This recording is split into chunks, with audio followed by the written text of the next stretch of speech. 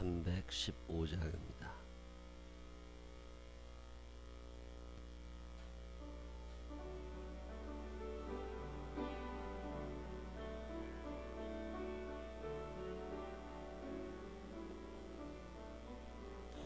내 주 되신 주를 참 사랑하고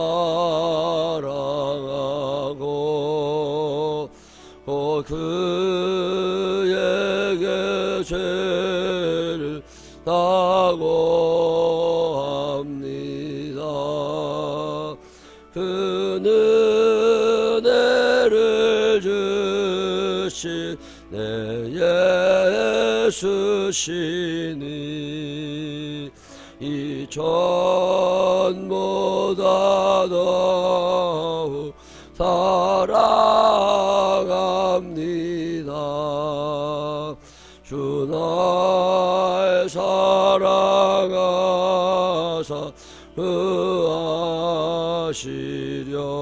구하시려고 저 십자가 고난 당하셨도다. 그 가식 원수신 내 주 배우니 이전보다 더욱 사랑합니다. 내 평생에 힘쓴 그 큰 의무는 주 예수의 덕을 늘 기림이라.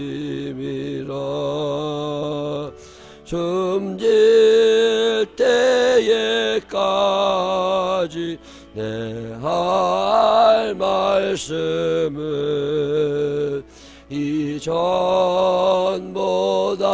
더욱 사랑합니다. 그 영광의 나라 나 들어가서 그 풍성한 은혜 늘 감사하리.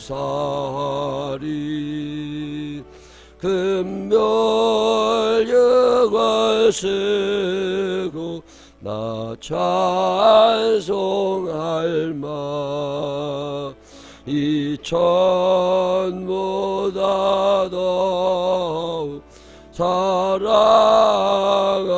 사랑합니다. 아멘.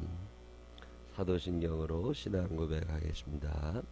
전능하사 천지를 만드신 하나님 아버지를 내가 믿사오며 그 외 아들 우리 주 예수 그리스도를 믿사오니 이는 성령으로 잉태하사 동정녀 마리아에게 나시고 본디오 빌라도에게 고난을 받으사 십자가에 못 박혀 죽으시고 장사한 지 사흘 만에 죽은 자 가운데서 다시 살아나시며 하늘에 오르사 전능하신 하나님 편에 앉아 계시다가 저리로서 산자와 죽은 자를 심판하러 오시리라. 성령을 믿사오며 거룩한 공회와 성도가 설교하는 것과 죄를 사해주시는 것과 몸이 사는 것과 영원히 사는 것을 믿사옵나이다. 아멘. 오늘은 에스더 7장에 있는 말씀 읽겠습니다. 에스더 7장.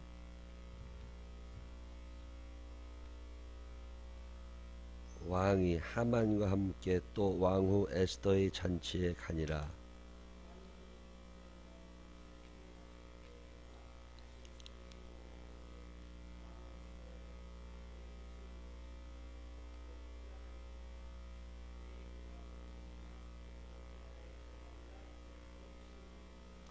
왕후 에스더가 대답하여 이르되 왕이여 내가 만일 왕의 목전에서 은혜를 입었으며 왕이 좋게 여기시면 내 소청대로 내 생명을 내게 주시고 내 요구대로 내 민족을 내게 주소서.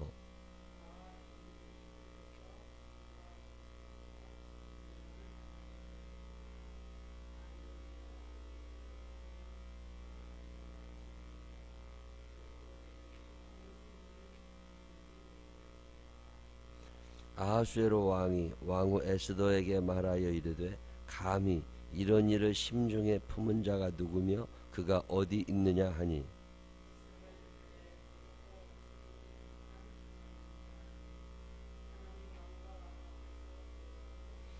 왕이 노하여 일어나서 잔치 자리를 떠나 왕궁 후원으로 들어가니라. 하만이 일어서서 왕후 에스더에게 생명을 구하니 이는 왕이 자기에게 벌을 내리기로 결심한 줄 암이더라.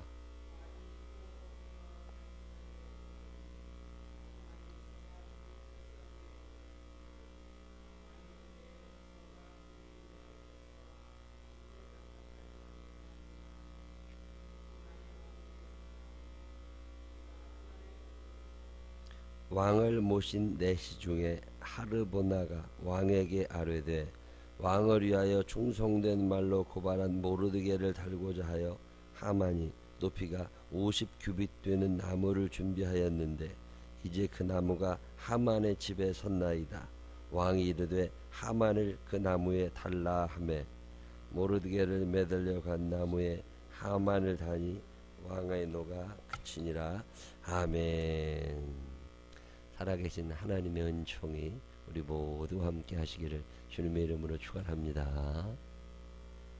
에스더 7장은 하만의 몰락 이렇게 제목을 붙여놔 있죠. 왕이 하만과 함께 왕후 에스더의 잔치에 갔습니다. 잔치에 가서 하만과 왕이 같이 있을 때 에스더에게 왕이 묻지요. 네 소원이 뭐냐? 내가 무슨 소원이든 다 들어주겠다. 그랬더니 에스더가 나와 내 민족의 생명을 구원해달라고. 누가 너를 죽이려고 하냐? 그랬더니 당신 옆에 있는 저 하만이 나를 죽이려고 합니다. 하만이 얼마나 놀랐겠어요. 하만은 에스더가 유대인인지 모릅니다. 그러니까 얼마나 놀랐겠어요. 자기는 그렇게 한 일이 없는데. 근데 임금의 입장에서는요, 나라의 실질 소유주가 누구냐? 임금이죠. 근데 임금님들은 그 나라의 제일 유력한 사람을 제일 두려워합니다. 그대로부터 임금을 죽이고 그 나라를 빼앗아 자기가 왕이 되었던 사람들은 거의가 임금이 제일 믿던 사람들입니다. 임금님을 제일 많이 도와주었던 사람들. 사람의 마음에는 욕심이라는 게 있어요. 이 욕심은 여러 가지가 있지요. 소유욕, 식욕. 근데 그 중에 하나가 명예욕, 권력욕 이런 겁니다.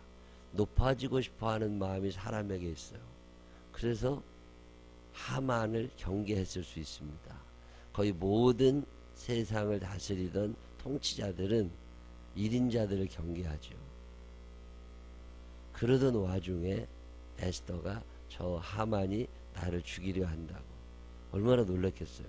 처음 듣는 얘기인데. 그렇다고 또 사실 아닌 것을 사실인 것처럼 거짓말하는 것 같지는 않고 상황 분석을 해봐야 되잖아요. 이게 어떻게 된 일인가. 그리고 화가 나니까 그 자리를 피해서 잠깐 나가서 분을 그치고 이제 화가 나니까 화를 다스리고 들어와서 이 사정을 좀 물어보려고 했겠죠. 근데 와 보니까 하만이 지금은 그런 의자가 없어요. 옛날 영화 같은 데 보면 식사를 할 때 의자가 우리나라처럼 1인용 의자가 아닙니다. 교회 의자처럼 이게 장의자 있죠. 그런 데서 밥을 먹어요. 이렇게 쭉 펴져 있는. 거기에 밥을 먹을 수도 있고 누워 있을 수도 있고. 그런데 그런 데서 이렇게 밥을 먹고 장의자 생각하시면 돼요. 그런 데서 이렇게 밥을 먹고 있는데 하만이 에스더 위에 올라가 있는 것처럼 그렇게 보였다는 거잖아요.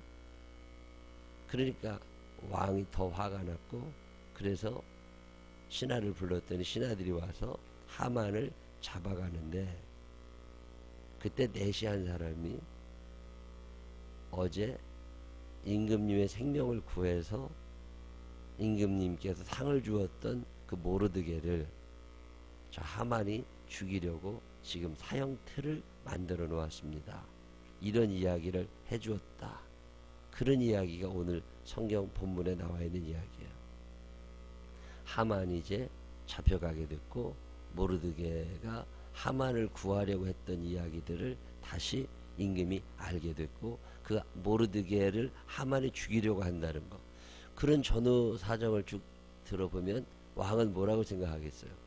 아, 이 하만이라는 놈이 내 앞에서는 자라난 척 했지만 뒤로는 나를 죽이려고 내 시들을 매수해서 나를 죽이려고 하다가 그 계획이 어긋나니까 이제 직접 왕비와 나와 죽이려고 하는구나, 뭐 이런 생각을 했겠죠. 근데 뭐 그런 얘기가 오늘 성경 본문에 나와 있는 얘기입니다. 요즘 이 시대를 가만히 보면서 참 안타까운 것 중에 하나가 뭐냐면 부끄러운 걸 몰라요. 옛날 말에 철면피라는 말이 있었어요. 창피한 줄 알으라고. 얼굴이 왜 이렇게 두껍냐고. 옛날에는요, 거짓말을 하다가 거짓말이라는 게 밝혀지면 얼굴이 빨개졌습니다. 모든 죄를 짓다가 그것이 드러나면 고개를 숙이고 창피해서 도망갔어요. 그건 참 좋은 일입니다. 어린아이들 때부터 일단은 부끄러운 걸 아는 거예요. 아, 내가 잘못했구나. 아, 내가 무언가 죄를 지었구나. 참 부끄럽다. 이 부끄러울 줄 안다고 하는 게 대단히 중요한 일입니다. 하나님께서는 우리들에게 여러 가지 감정을 주셨어요. 사람은 감정의 동물이라고 그러잖아요. 뭔가 잘못했을 때 부끄러움을 느낀다는 것은 대단히 중요한 일이고, 하나님 앞에서 사람으로서 잘 살 수 있는 아주 중요한 것 중에 하나입니다. 근데 언제부터인가요? 부끄러운 게 없어졌어요. 다 정당화시킬 수 있습니다. 다 이유를 댈 수 있어요. 창피한 줄 모릅니다. 아니, 왜 이렇게 됐지? 악한 사람들은요, 부끄러움을 당하는 날이 와요. 사람을 속일 수 있습니다. 얼마든지 속일 수 있어요. 죽을 때까지 속일 수 있습니다. 근데 하나님을 어떻게 속이겠어요? 그러면 부끄럽지 않겠습니까? 창피하고 고개가 숙여지고. 근데 요즘 시대는요, 이 부끄러움이 없어진 시대예요. 죄를 지은 사람이 오히려 큰 소리를 치고 정당함을 주장하게 되고, 그럴 수도 있는 거 아니냐고 이야기하고. 오늘 이 교회가 많이 무너져 내리죠. 교회 무너진다는 게 뭐 하루 이틀 일은 아닌데 답답해요. 근데 왜 그리 이 교회가 무너지나 가만히 생각해 보면 교회 안에 죄가 너무 많아요. 그런데 더 큰 문제는 그 죄에 대하여 부끄러운 것을 전혀 모릅니다. 부끄러운 줄 알면 사람은 고치게 되거든요. 근데 이제 부끄러운 것조차 정당화시키고 나만 그랬나 뭐 이런 식으로 된 거죠. 그 다음에 시대가 변했는데 이거 정도는 괜찮은 거 아니야? 이렇게 된 거죠. 부끄러움이 없어진 시대. 앞으로는 어떻게 될까? 교회에서 소송이 자주 일어나죠. 뉴스 같은 데 보면. 또 기자들은 그런 기사를 굉장히 좋아하고, 그런 기사가 많이 나올수록 교회는 더 힘들어지고, 바르게 살려는 그리스도인들이 도매값에 그냥 넘어가서 같은 악당이 되죠. 그래도 그런 기사는 끊임없이 일어납니다. 인천에서 어떤 목사님이 무슨 부적절한 성관계가 2명의 교인들하고 있었다. 근데 그것 때문에 교인들이 설교를 못하게 했고, 목사님이 또 그 사람들을 고발했고, 뭐 이런 기사가 한번 나와 있더라고요. 근데 저 같으면 그런 소문이 난 것만 가지고도 부끄러운 일이에요. 그러면 그만둬야지. 밥 벌어먹으려고 목회해야 하나? 근데 이제 시대가 그렇지 않은 거예요. 어떻게든지 내 정당성을 주장해야 돼요. 정당성을 주장하다 보면 싸워야 돼요. 법적인 소송을 계속 해야 됩니다.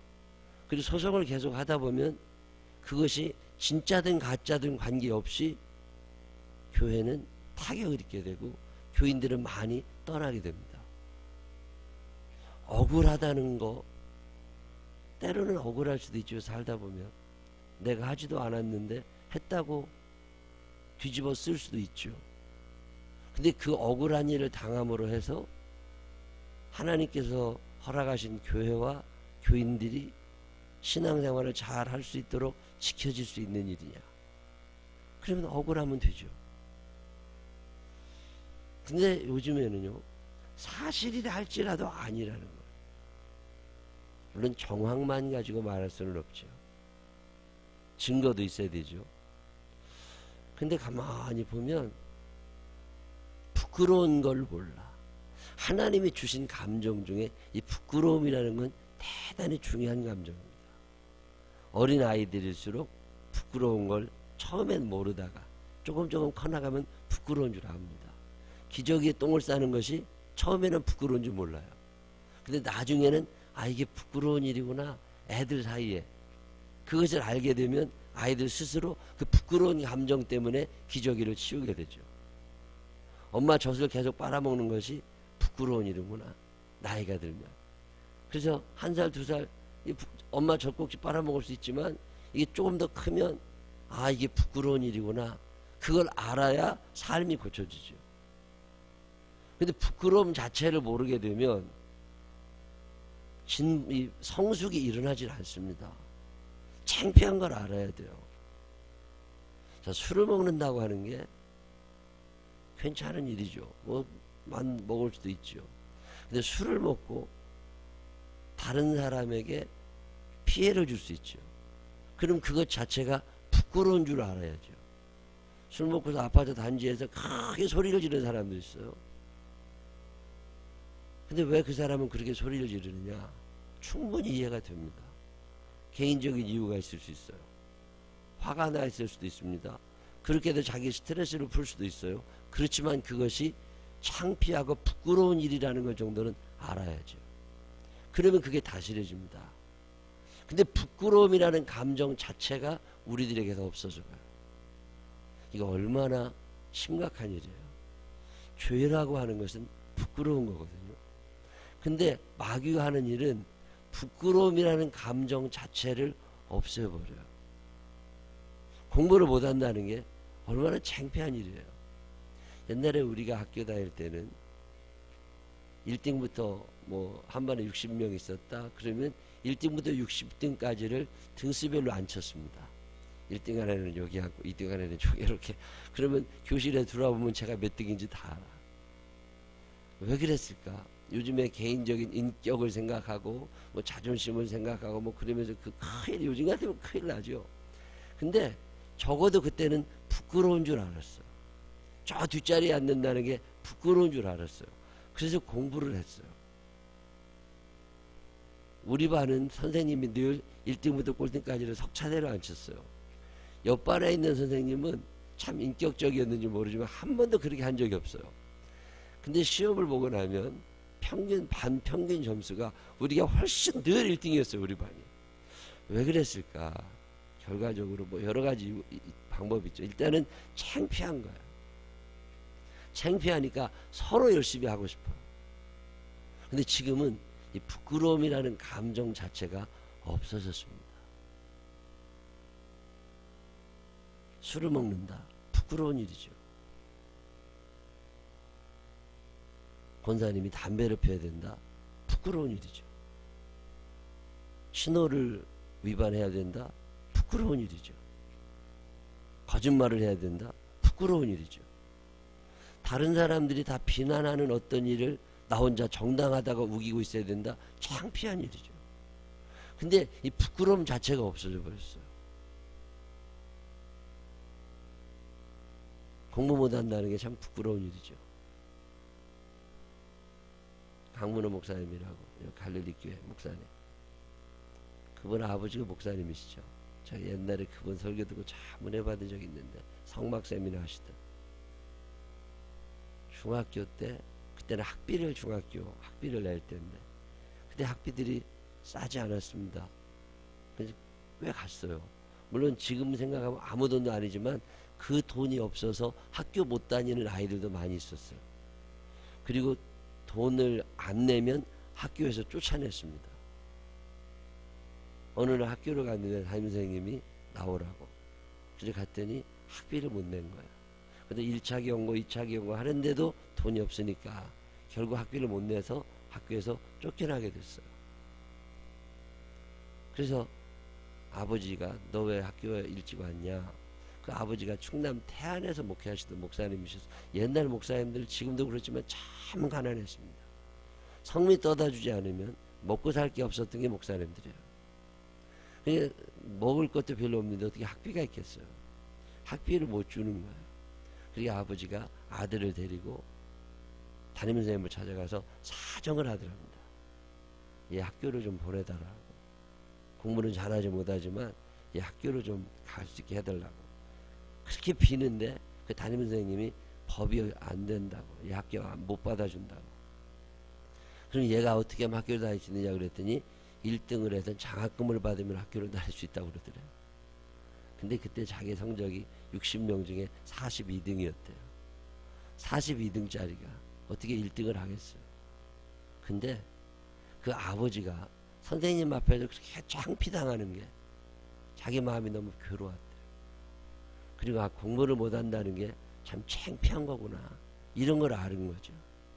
그래서 창피당하지 않으려고, 또 남들 다 학교 가는데 집에 있다는 게 너무 창피한 거야.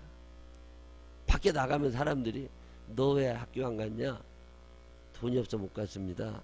이게 너무 창피하고 자존심 상한 거죠. 부끄러우니까. 그래서 공부를 했대요. 정말 열심히 공부했대요. 중학교 2학년짜리. 그리고 그 이후로 대학원을 졸업할 때까지 장학금을 놓쳐본 적이 단 한 번도 없대요. 이 부끄러운 감정이라는 건 참 좋은 겁니다. 저도 목회하면서 개척교회하고 의자 10개 놓고 그러고 앉아있을 때 참 많이 창피했어요. 교인들이 와가지고 참 깔봐요. 조그만 교회 목사라고 아주 우습게 합니다. 네가 뭔 설교를 하겠어? 네가 뭐 교회 담임으로 있지만 네가 무슨 목사냐? 뭐 이런 얕봄을 당한 적이 참 많습니다. 우리 교회는 20평이었어요. 내가 있던 교회에 옆에 있는 아파트는 33평짜리였습니다. 33평짜리 아파트에 사는 여자분들이, 그 아줌마들이, 다른 교회 다니시는 권사님, 집사님들도 있지만 당신 다니시는 교회 목사님은 목사님이야. 근데 이 자기 집 거실밖에 안 하는 조그마한 이 공간에서 의자 몇 개 놓고 앉아서 기도하고 앉아있는 나는 목사도 아닌 거지 저거. 창피하더라고. 이 부끄러운 감정은요, 사람을 성장시키게 하는 힘이 있습니다. 이 감정은 하나님이 주신 축복 중에 하나예요. 근데 마귀가 하는 일이 뭔지 아세요? 이 부끄러운 감정 자체를 없애버립니다. 바람이 났다, 소문이 났다, 창피한 거잖아요. 근데 창피한 줄을 몰라요. 추태를 부렸다, 창피한 거잖아요. 창피한 줄 몰라요. 큰 소리 나게 옆집에 들릴 만큼 부부싸움을 크게 했다, 창피한 줄 알아야 되잖아요. 창피한 줄 몰라요. 왜 이렇게 됐을까? 여러분, 오늘 성경 본문에 보면 하만의 얼굴을 쌌다는 표현이 나옵니다. 부끄러운 거예요. 고개를 못 들어요. 죄를 짓게 되면 부끄러움을 느낍니다. 악한 사람들은 결국 창피를 당하게 돼요. 그래서 하만이 자기가 죽이려고 하던 모르드게를 말에 태워서 왕복을 입혀서 그를 데리고 성을 돌아다니면서 모르드게를 칭찬해 줍니다. 얼마나 창피하겠어요. 국무총리가 저 성전 문지기를 왕이 타는 말에 태워가지고 왕복을 입혀가지고 이렇게 참 창피하고 자존심 상했겠죠. 악한 사람들은요, 그런 일이 생깁니다. 악한 사람들은 두려움에 쌓이게 돼요. 내시들이 와서 하만을 잡아가고 얼굴을 싸고 그를 죽이고, 얼마나 두려운 일이에요. 그런데 마귀는요, 그게 두려움이 아니라고 가르칩니다. 부끄러운 일이 아니라고 가르칩니다. 그래도 양심의 화인 맞았다고 그러죠. 이게 없어져 버려요. 늘 자기를 정당화합니다. 오늘 에스더 7장을 읽다 보면, 옛날 하만이 있던 시대는 부끄러운 걸 부끄러운 걸로 알았어요. 근데 지금은 부끄러운 걸 부끄러운 일로 모릅니다. 그만큼 사람들의 마음이 어두워지고 악해지고 마귀가 세력을 얻은 거죠.